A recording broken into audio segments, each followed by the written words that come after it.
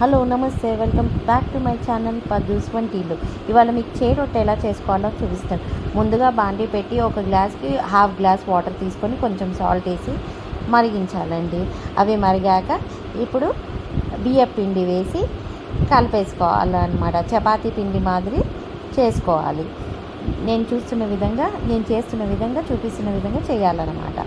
చూసారు కదా, ఇలా చేసేసి ఒక వేరే బౌల్లోకి షిఫ్ట్ చేసేసుకోవాలి. మొత్తం షిఫ్ట్ చేసేసుకొని ఇలా చపాతీ పిండిలాగా మంచిగా గట్టిగా ప్రెస్ చేసుకొని ఇలా రౌండ్గా బాల్స్ చేసి పెట్టుకోవాలి. అలాగే గోధుమ పిండి కూడా తడిపి పెట్టుకొని ఈ రెండు మన పూర్ణం బూరెల్లాగా ఈ బియ్య పిండి అందులో పెట్టుకొని గోధుమ పిండిలో పెట్టుకొని చక్కగా బాల్స్ చేసి పెట్టుకోవాలన్నమాట. ఈ వీడియోలో చూపిస్తున్న విధంగా బాల్స్ చేసి పెట్టుకోవాలి. ఇది రొట్టె అండి, తెలంగాణ స్పెషల్ రొట్టె. ఇది మ్యాంగో జ్యూస్తో తింటే మాత్రం చాలా బాగుంటుంది. ఇది సమ్మర్ స్పెషల్ అనుకోండి.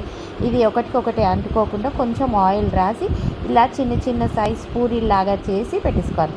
చూసారు కదా, అన్నీ రెడీ అయ్యాయి. ఇప్పుడు మనం చపాతీ కర్రతో ఇది చపాతీ మాదిరి కొంచెం లైట్గా ప్రెస్ చేసుకుంటూ గోధుమ పిండి వేసుకుంటూ చక్కగా నేను చూపిస్తున్న విధంగా చేసేసుకోవాలన్నమాట. చేసేసుకొని చపాతీ ఎలా కాలుస్తామో అలాగే కాల్చుకొని కొంచెం ఆయిల్ వేసేసి, కొంతమందికి ఆయిల్ ఇష్టం ఉండదు, ఆయిల్ వేసుకుంటేనే ఇది టేస్ట్ బాగుంటుందండి.